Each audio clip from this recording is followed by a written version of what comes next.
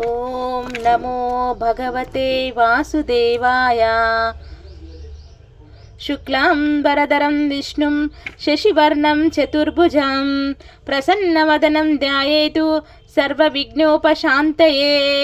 శాంతాకారం భుజగశయనం పద్మనాభం సురేశం విశ్వాధారం గగనసదృశం మేఘవర్ణం శుభాంగం లక్ష్మీకాంతం కమలనయనం యోగిహృద్యానగమ్యం వందే విష్ణుం భవభయహరం సర్వలోకైకనాథం. మాఘమహాపురాణం 17వ అధ్యాయం. ఇంద్రునికి కలిగిన శాపము. వశిష్ఠ మహర్షి దిలీపునితో మరలా ఇట్లనను, రాజా, మాఘమాస మహిమను వివరించి మరి ఒక కథను చెప్పెదను, వినుము. పూర్వము గత్రుమతుడను మహర్షి గంగా తీరమున నివసించుచు మాఘమాస స్నానము పూజాధికము చేయుచు తన శిష్యులకు మాఘమాస మహిమను శ్రీ మహావిష్ణువు మహత్యమును వివరించుచుండెను.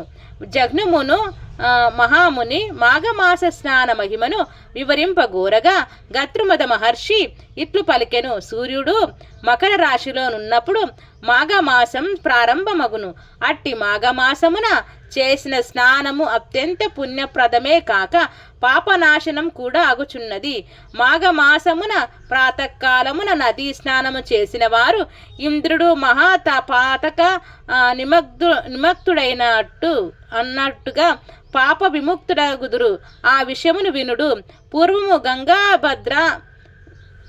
తుంగభద్రా నది తీరమున అన్ని వేదములను చదివిన మిత్రవిందుడను ముని ఒకడు ఆశ్రమమును నిర్మించుకొనెను. ఉండెడివాడు. మిత్రవిందుని భార్య అతిలోక సుందరి. ఆమె ఒకనాడు తుంగభద్రా నదిలో స్నానము చేసి పొడి బట్టలు కట్టుకొని కేశములు నారబెట్టి కొనుచుండెను. రాక్షస సంహారముకై దేవతలతో కలిసి ఆకాశ మార్గమున పోవుచున్న ఇంద్రుడు ఆమెను చూసి మోహపరవశుడాయను. ఆమె నెట్టిన పొందవలేనని నిశ్చయించుకొనెను. రాక్షసులను జయించి తిరిగి వచ్చుచు ఇంద్రుడు ఆ ఆశ్రమంపై భాగమున నుండి మిత్రవిందముని భార్య అందమును ఆమె చేష్టలను గమనించుచుండెను. మిత్రవిందముని తెల్లవారు జామున శిష్యులతో మేలుకొలిపి వేద పాఠనం చేయింప వలయునని తనను పర్ణశాల నుండి బయటకు వెళ్ళెను. ఇంద్రుడును ఆశ్రమంలోనికి రహస్యముగా ప్రవేశించి మిత్రవిందను పట్టుకొనెను. విడిపించుకొని పోవుచున్న ఆమెను తానెవరో చెప్పి తన కోరికను తీర్చమని ప్రార్థించెను. ఆమె సౌందర్యను మెచ్చెను.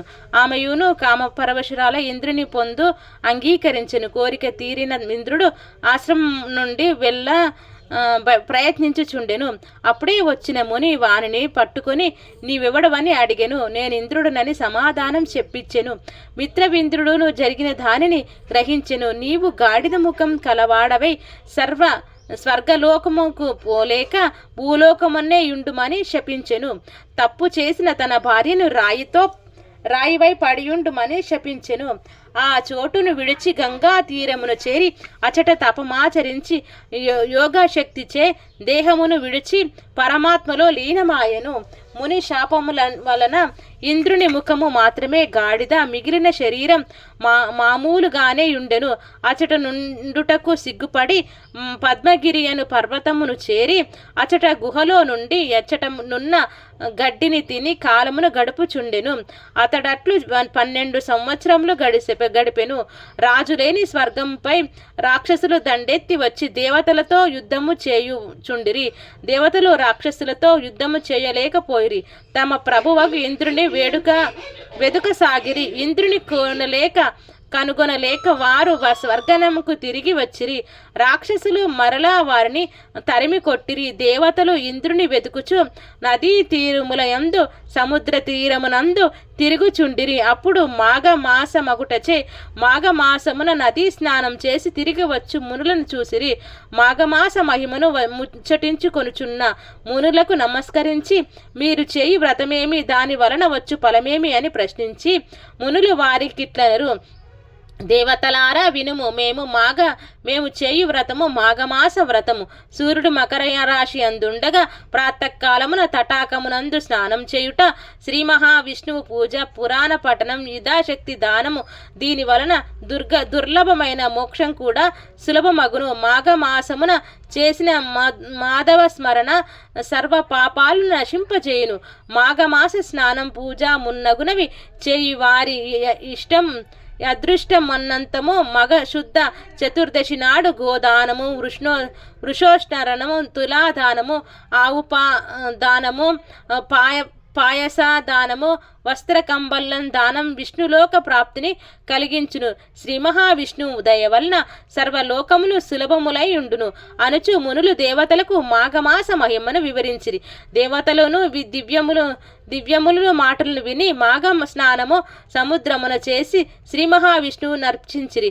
వారికి శ్రీ మహావిష్ణువు సాక్షాత్కరించెను. మొట్టమొదటి జగద్గురువు అగు శ్రీ మహావిష్ణువు మృదువైన శరీరం, చతుర్భుజములు కలిగి ఉండెను. శంఖ చక్ర గద పద్మాలను 4 చేతుల యందు పట్టెను. పచ్చటి వస్త్రములు ధరించి కిరీటంతో మరింత మనోహరముగా నుండెను. కంకణములు, వారములు, వైజయంతిమాల మున్నగు అలంకారములు ధరించి గంభీర మనోహర రూపముతో నుండెను. ఇట్లు సాక్షాత్కరించిన శ్రీ మహావిష్ణువును దేవతలిట్లు స్తుతించినారు. స్వామి, నీవు జగములకే గురువువు, వేద వేద్యుడవు. నీ అనుగ్రహం లేనిదే ఎవరూనూ నిన్నెంతటి వారైనను ఎరుగజాలరు. చతుర్ముఖములు గల బ్రహ్మ వ్యాస మహర్షిని పాదముల మహిమను స్తుతించి కృతార్థులైరి. అట్టి నీకు నా నమస్కారములు స్వామి. నీవు అనంత సముద్రమును పొందించు చంద్రుడవు. నీకు నచ్చిన ఉత్తములైన వారికి స్వర్గమును మోక్షమును అనుగ్రహింతువు.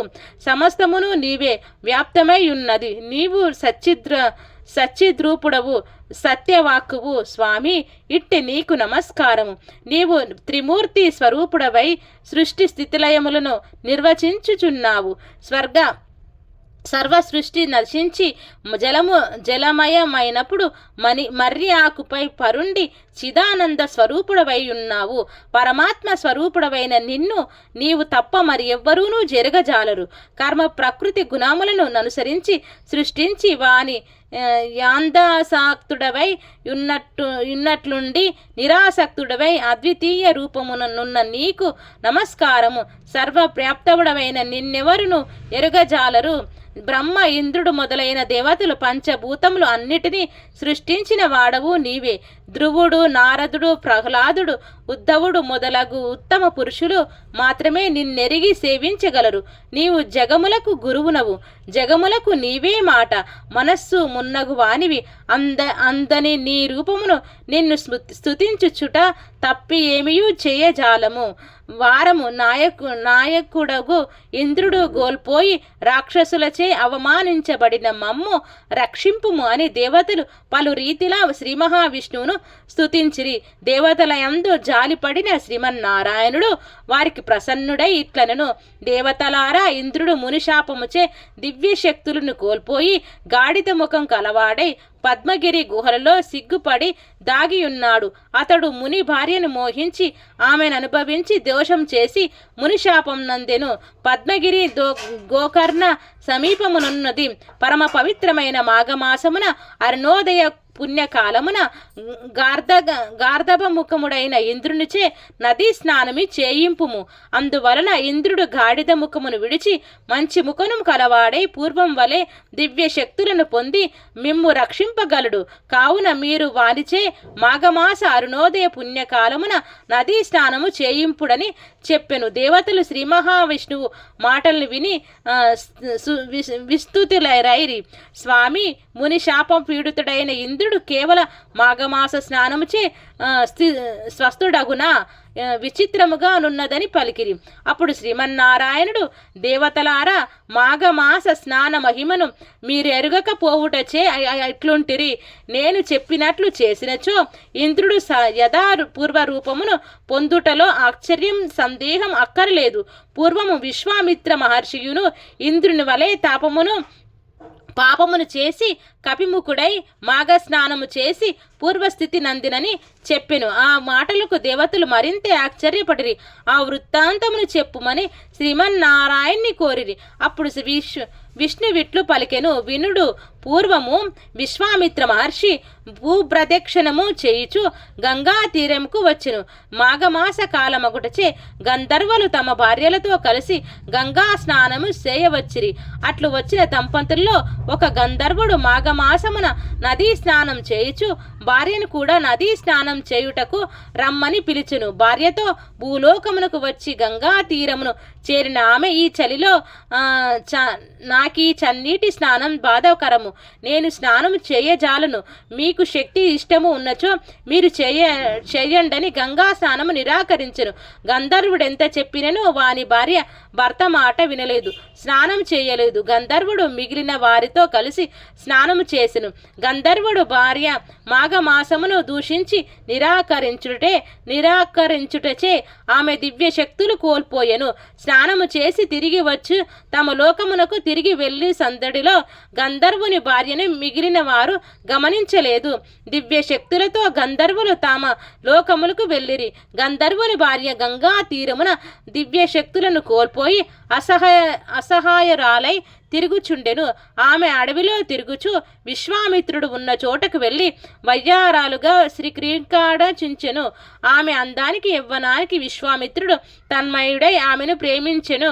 ఇద్దరు కామక్రీడలు తెలియాడుచుండగా మరలా ఆ గంధర్వుడు తన భార్యను వెతుకుచూ వచ్చి చూడగా విశ్వామిత్రుడు గంధర్వ స్త్రీ క్రీడించుచుండిరి. ఆ దృశ్యమును చూసి మండిపడుచు, తపస్వయుండి కూడా ఇలా కామదృష్టి కలవాడైనందున నీకు కోతి ముఖము కలుగును గాక, విశ్వామిత్రుని పాషాణమై పడియుండుమని భార్యను శపించి వెళ్ళిపోయినాడు. విశ్వామిత్రుడు చేయునది లేక వానర ముఖం కలిగి ఉండగా నారదుడు ఆ విషయమును తెలుసుకొని విశ్వామిత్రుని కడకు వచ్చి, విశ్వామిత్ర, క్షణభంగురమైన తుచ్చకామ వాంఛలకు లోనై నీ తపశ్శక్తినంతా వదులుకున్నావు.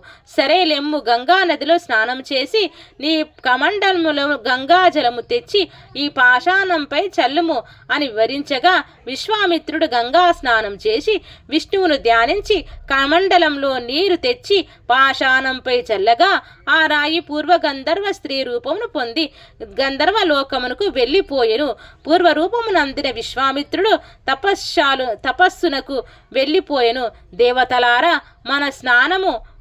మాఘ స్నానము మహిమ మాటలకును అందదు, చాలా గొప్పది. కావున మీరు గాడిద ముఖం కలిగి సిగ్గుపడి పద్మగిరిలోనున్న ఇంద్రునిచే మాఘ స్నానము చేయింపుడు, అప్పుడు అతని శాపము విముక్తి అగునని శ్రీమన్నారాయణుడు దేవతలకు ఇంద్రునికి శాపం విముక్తికి ఉపాయమును సూచించెను. మాఘ మహాపురాణం 17వ అధ్యాయం సంపూర్ణం.